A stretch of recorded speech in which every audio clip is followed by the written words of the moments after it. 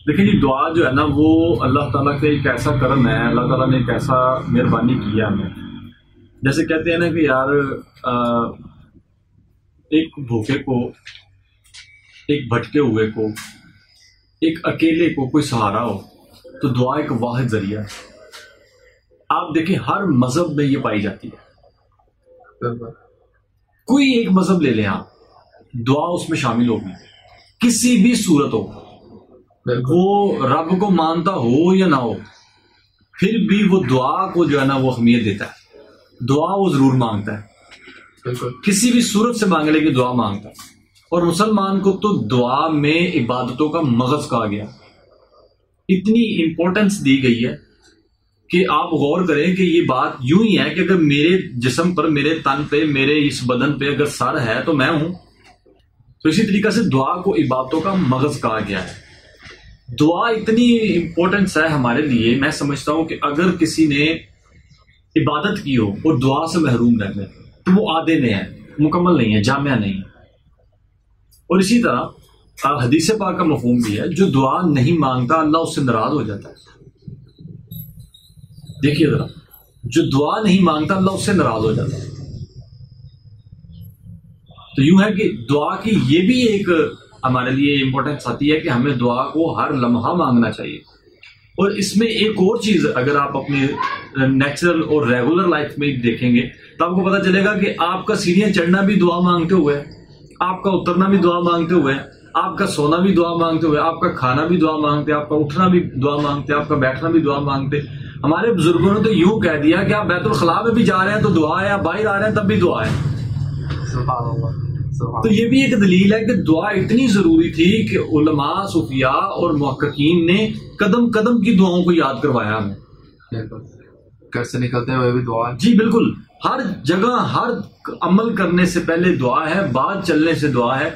इसलिए दुआ की जो जरूरियत मैं समझता हूँ ना, जो हमारे लिए जरूरी है वो इतनी खास है कि मैं समझता हूँ कि हमें जहेज में किसी को कुछ देना है तो दें, नहीं देना तो ना दें, लेकिन दुआ की तलकीन जरूर दें। ये बहुत जरूरी चीजें। तो ये तो हो गया कि दुआ जरूरी है और हमें मांगनी चाहिए अपने इबादत के बाद। अब चलते फिरते उठते बैठते दुआ को साथ रखना चाहिए, मांगनी चाहिए। तो दुआ कैसे मांगनी चाहिए, क्या तरीका है, क्या इसका कोई मसनून तरीका बताया गया उलमा नबियों के जरिए? देखिए, बेहतरीन अमल और बेहतरीन जो चीजें हैं वो अगर आपको सुन्नत और अहकाम के मुताबिक सीखनी है तो वो आप उलमा से सीखिएगा। लेकिन मैं जिस तरह अपनी मोहब्बत और अपने ज़ाविये से देखता हूँ, जैसा कि हर बुनियादी इल्म होना चाहिए, हर मुसलमान को बुनियादी दीन का इल्म तो जरूर होना चाहिए। लेकिन मैंने जब इस चीज को रीड किया तो देखें, मैंने अब गौर करना है कि मुझे दुआ कैसे मांगनी चाहिए। तो इस कैसे में से मैंने एक चीज को देखा कि एक हदीस पाक का मफहूम है कि रसूलुल्लाह सल्लल्लाहु अलैहि वसल्लम हज़रत अबू हुरैरा फरमाते हैं कि जब दुआ मांगते तो आप अपने सीने के बराबर भी हाथ रखते, अपने मुंह के बराबर भी हाथ रखते, और ज्यादातर आपके हाथ इतने बुलंद होते कि आपकी बगलों की सफेदी नजर आ जाए। सुभान अल्लाह। ये भी अमल हमें सीखना चाहिए। सबसे पहले तो हम देखें ना, दुआ मांगने का तरीका तो सीखे ना, इसके बाद देखते हैं वो क्या करना है। अब हमें एक चीज के लिए चलना ही ना आए तो मांगेंगे क्या, है ना? तो हमें इसी से ज्यादा गौर करना चाहिए कि रसूलुल्लाह सल्लल्लाहु अलैहि वसल्लम ने किस अमल को बेहतर या जल्दी या ज्यादा किया है, उस अमल को हमने ज्यादा से ज्यादा अपनाना है। तो इस तरह भी दुआ मांगनी चाहिए कि अपने दोनों हाथों को आसमान की तरफ इस तरह बुलंद करना चाहिए कि हमारी बगलों की सफेदी नजर आ सके। किसी को दिखाने की जरूरत नहीं, लेकिन ये मिसाल देने की कोशिश कर रहा हूं कि इतने ज्यादा बुलंद करने चाहिए हम। तो ये तो हो गया आपका दुआ का एक तरीका। अब मांगना कैसे चाहिए? देखिए, सूफिया ने जो दुआ मांगने का जो अमल हमने देखा है सूफिया का, उलमा का, उसमें यह था कि वो हर वक्त गिड़गिड़ाया करते थे, रकत अंगेजी रखा करते थे। वो अल्लाह के हुजूर अपनी जुस्तजू, अपनी आरजू को इस तरह रखते थे कि वो सही अमल करके भी अल्लाह ताला से कहा करते थे या अल्लाह कबूल फरमा। तो देखिए, ये भी एक चीज हमें हमारे पास आ गई कि दुआ को इसलिए मांगना है कि हम अल्लाह के मुख्ताज हैं। जो अमल करेगा अल्लाह करेगा। जैसा कि कुरान मजीद का पहला लफ्ज बिस्मिल्लाह के बाद अल्हम्दुलिल्लाह रब्बिल आलमीन, यानी सारी तारीफें अल्लाह की हैं। अब मैं कुछ भी अमल करूं, सही करूं, बेहतर करूं, बेहतरीन करूं, गुड करूं, बेटर करूं या बेहतरीन करूं, सबके बाद भी जवाब यही है कि सब तारीफें अल्लाह की हैं। और जब सब तारीफें अल्लाह की हैं तो मेरा अमल इस चीज का मुख्ताज है कि मैं अल्लाह से कहूं कि या अल्लाह ये मेरा अमल कबूल फरमा।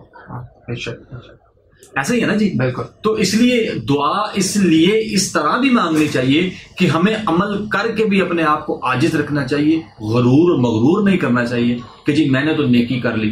देखिए अल्लाह ताला कुरान मजीद में एक तरह हमें डराता भी है कि मैं उनके नमाजें और रोजे उनके मुंह पे दे मारूंगा। वो कौन लोग होंगे जिनकी नमाजें भी होंगी, रोजे भी होंगे, मगर अल्लाह ताला उनसे नाराज है? मुझे ऐसे लगता है कि वो लोग होंगे जिनको अपनी इबादतों पर अपने रब की मुख्ताजी से ज्यादा मान होगा कि जी मैंने नमाज पढ़ ली। ये भी हमारे लिए एक लम्हा फिक्र है। दुआ को जो हम मांगने के लिए तैयार करें अपने आप को, तो इस तरह करें कि जैसे मुझसे बेहतर या मुझसे बड़ा मुख्ताज ही कोई नहीं है और मेरे रब से बड़ा करीम ही कोई नहीं है। फिर हमें दुआ मांगने का मजा है। और सूफिया का तो ये अमल रहा है, उनकी तो आंखों के नीचे निशान पड़ गए रो रो, उनके आंसुओं की जो नालियां बनी हुई थी, यूं दिखता था कि जैसे ये जगह बन गई है रोने की। सूफिया को गिड़गिड़ाते देखा है। और देखें अब सूफिया तो एक आला मुकाम रखते हैं, उलमा आला मुकाम रखते हैं। आइए हुजूर सल्लल्लाहु अलैहि वसल्लम को देखते हैं। नबी करीम सल्लल्लाहु अलैहि वसल्लम इतना रोया करते थे कि जमीन तर हो जाती थी। और जवाब और सवाल क्या करते थे अल्लाह ताला से? क्या दुआ मांगा करते थे? या अल्लाह मेरी उम्मत को बख्श। देखिए जाती तौर पर दुआ नहीं मांगी उन्होंने, दुआ मांगी भी तो मुझ जैसे गुनाहगारों के लिए, मुझ जैसों के लिए रोए वो। और वो आंसू हैं जिनकी कीमतें जन्नत से ज्यादा है। बिल्कुल, ये वो कीमती आंसू हैं। तो फिर भी रसूलुल्लाह ने हमें बताया कि मैं भी गिड़गिड़ा रहा हूं तो तुम भी गिड़गिड़ाया करो। तो मेरा ख्याल है कि दुआ को आजिजी से मुख्ताज होकर और गिड़गिड़ा कर मांगने से मुझे लगता है कि ये अल्लाह की बारगाह में जरा मकबूल करेगा। फिर मैं आप दुआ की कबूलियत में कोई अमल, कोई दलील या कोई ऐसा तरीका जो रसूलुल्लाह ने कहा हो कि अगर ये कर लो तो कबूल हो जाएगा? देखिए रसूलुल्लाह सल्लल्लाहु अलैहि वसल्लम ने, इस पे मैं दो हदीसों का मफहूम आपके सामने रखूंगा। नबी करीम सल्लल्लाहु अलैहि वसल्लम ने इरशाद फरमाया कि अल्लाह ताला से इस तरह मांगो कि यकीन कर लो कि वो देने वाला है। और रसूलुल्लाह सल्लल्लाहु अलैहि वसल्लम ने हदीस पाक का मफहूम है कि आपने फरमाया कि अल्लाह ताला से जब तुम मांगते हो तो हाथों को बुलंद करके मांगो और फिर जल्दी ना करो। साहबा ने कहा या रसूलुल्लाह सल्लल्लाहु अलैहि वसल्लम ये दुआ में जल्दी कैसे होती है? तो रसूलुल्लाह सल्लल्लाहु अलैहि वसल्लम ने इरशाद फरमाया जल्दी से मुराद ये है कि तुम कहो कि या अल्लाह मैंने तुमसे मांगा और तूने अता नहीं किया। आमतौर पर इसको अगर मैं एक लफ्ज में कहना चाहूं तो यह है कि बेसब्री ना करो। बेसब्री, अगर तुमने अल्लाह की बारगाह में अपना मुकदमा रख दिया है तो वो जो करता है वो किसी के लिए गलत नहीं होता, या वो जो जानता है हम वो नहीं जानते। तो इसलिए मेरा ख्याल है कि एक हदीस का हमारे सामने तो ये आ गई कि हम जब दुआ मांगे तो फिर इस पे मुतमईन हो जाएं कि इंशाअल्लाह मेरा रब जो भी करेगा बेहतर करेगा। और जैसा कि आपने कहा कि कोई ऐसा विद मिल जाए या कोई ऐसा अमल मिल जाए कि जिससे दुआ की कबूलियत बढ़ जाए, तो रसूलुल्लाह सल्लल्लाहु अलैहि वसल्लम की दूसरी हदीस पाक है, आपने फरमाया कि अल्लाह बड़ा हया वाला है, अल्लाह बड़ा रहीम है। जब कोई बंदा उसकी बारगाह में हाथ उठाता है तो अल्लाह को हया आती है कि उसके खाली हाथ वापस मोड़ दे। तो इसलिए हदीस पाक है कि आपने फरमाया तो फिर तुम इस तरह किया करो कि जब तुम दुआ मांगो तो 3 दफा ये जरूर कहा करो, या हय्यु ला इलाहा इल्ला अंता या अरहमर राहिमीन, या हय्यु ला इलाहा इल्ला अंता या अरहमर राहिमीन। ये 3 दफा जुमला पढ़ने से हजूर सल्लल्लाहु अलैहि वसल्लम ने इरशाद फरमाया तुम ये किया करो, मतलब कि तुम ये करोगे तो अल्लाह तुम्हारी दुआओं को जल्दी कबूल फरमाएगा। अब यहां पे एक सवाल छोटा सा उठ सकता है, जल्दी और आराम से ये पढ़ने से जल्दी कैसे, है ना? हो सकता है ना कि जल्दी कैसे, ये पढ़ने से जल्दी क्यों? तो देखिए मेरी बात याद रखिएगा, अल्लाह रब्बुल इज्जत को कुन और कुन फयकुन कहने में कोई मसला ही नहीं है, कोई आर नहीं है, कोई मुश्किल नहीं है। अल्लाह जब चाहे सूरज को मगरिब से निकाल दे, अल्लाह जब चाहे निजाम को बदल दे, लेकिन कुछ शिद्दतों से ज्यादा होती हैं। कुछ की दुआ अगर ये है कि या अल्लाह मुझे ये गाड़ी अता फरमा, तो किसी की ये भी तो दुआ होगी कि ये गाड़ी मुझे अता फरमा, और उसकी शिद्दत उससे ज्यादा हो। ये फैसला भी तो उसने ही करना है ना, बादशाह ने। तो उस बादशाह ने जिसको अता करना है हो सकता है उसकी शिद्दत हमारी दुआओं से ज्यादा हो। तो लिहाजा हमें ये अमल दिया गया कि तुमने जब दुआ मांगनी है तो यकीन रखना है, जब यकीन रखोगे, साथ में ये दुआ पढ़ते रहना, या हय्यू या कय्यूम ला इलाहा इल्ला अंता या अरहमर राहिमीन। अगर हम ये दुआ मांगते रहेंगे तो मुझे यकीन है कि इंशाअल्लाह अज़ीज हमारी दुआ वो वाली हो जाएगी जिसमें अल्लाह की मर्जी शामिल हो। क्योंकि जो दुआएं कबूल नहीं होती हमारी नज़र में, मिसाल के तौर पर अगर मैं कोई दुआ मांगता हूँ तो वो मुझे लग रहा है कि नहीं कबूल है, तो सूफिया लिखते हैं कि वो दुआ क़यामत वाले दिन अमानतन रख ली जाती है, तुम्हारे गुनाहों का कफारा समझ लिया। तो देखिए दुआ हर तरह ही हमें फायदा दे रही है। बिल्कुल। वैसे तो अगर इस तरह देखा जाए तो फिर तो ये भी ख्वाहिश आती है कि काश कोई भी दुआ कबूल ना हो। ये बड़ी जबरदस्त बात की आपने।